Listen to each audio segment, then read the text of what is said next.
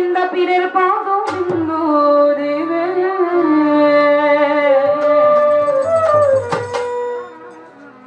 আর কি এমন দর্শন হবে এ ভাগ্যে আর কি এমন সাধুর সঙ্গ হবে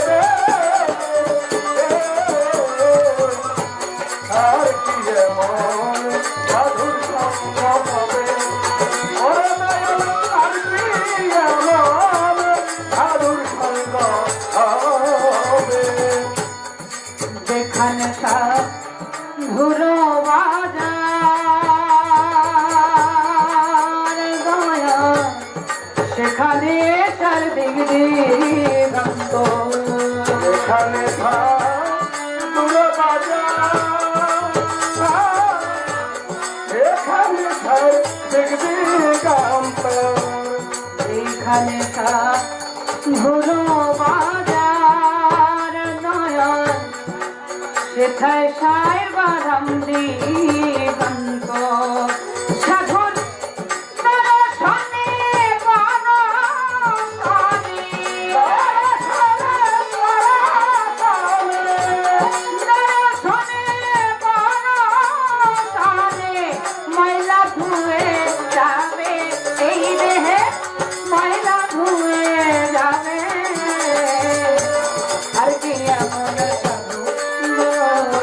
হবে এ ভাগ্যের কে আমার সাধু হবে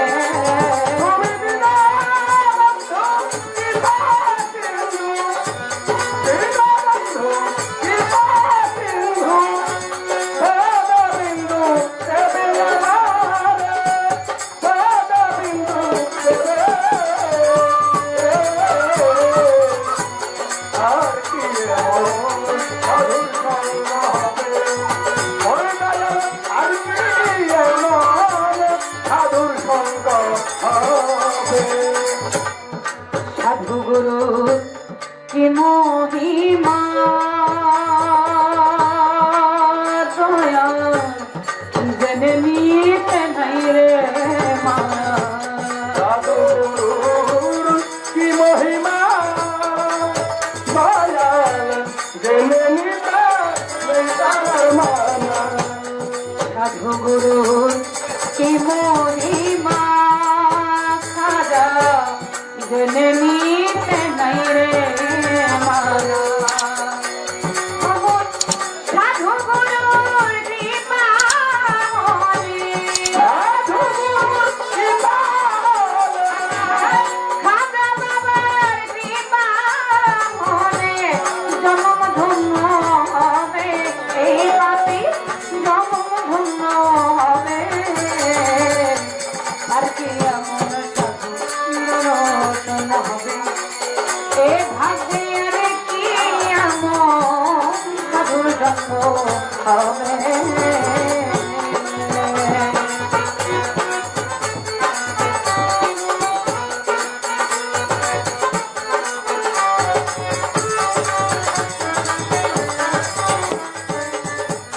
আর কি এমন সাধুর সঙ্গ হবে ওরে দয়াল আর কি এমন সাধুর সঙ্গ হবে সাধুর রসের দয়া বনের কাছে চন্দন সাধুর রসের বনের কাছে সাধুর পরশে রে মন বনের কাষ্টে হয় রে চন্দন।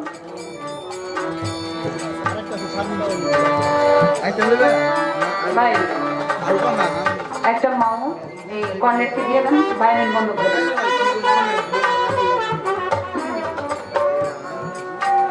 হ্যাঁ একটু দ্রুত করেন। সাধুর পরশে রে মন বনের কাষ্টে হয় রে চন্দন।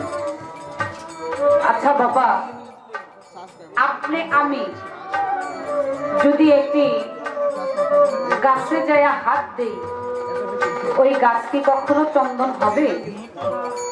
হবে না। আবার হবে কিভাবে? যদি আপনি একজন ওই রকম কামেল গুরুর সান্নিধ্য লাভ করতে পারেন, তাকে সাধন ভোজন করে এই হৃদয়ে বসাইতে পারেন, তাকে খুশি করতে পারেন, রাজি করতে পারেন, তাহলে আপনি সেটা পারেন। এছাড়া আপনি আমি পাবলিক যারা আছি সেটা কখনো সম্ভব হয় না। সাধু এমনই একজন জিনিস, এমনই একটি বস্তু, আপনি আমি সারা জীবন যদি চিন্তা করি যে তারে ধরতে পারবো, ধরা কিন্তু সম্ভব না।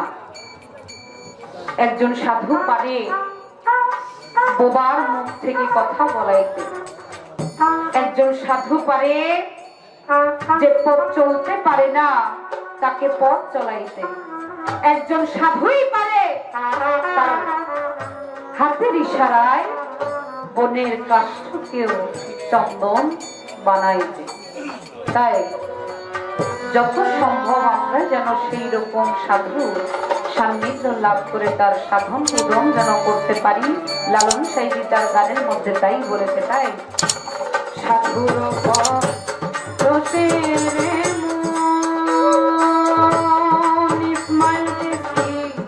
মনে কাছে হয় রে চন্দন, সাধুর রসের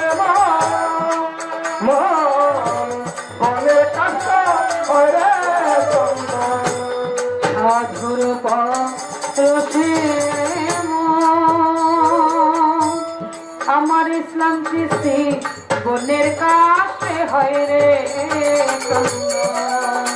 সাধু লালনে মাইশি রাধেশায় ঘুরে, লালনে মাইশি রাধেশায় ঘুরে, সেই দিন কবে হবে এই পাখি, সেই দিন কবে হবে। আর কি এমন সাধু এ ভাগ্যে, আর কি এমন সাধুর সঙ্গ হবে।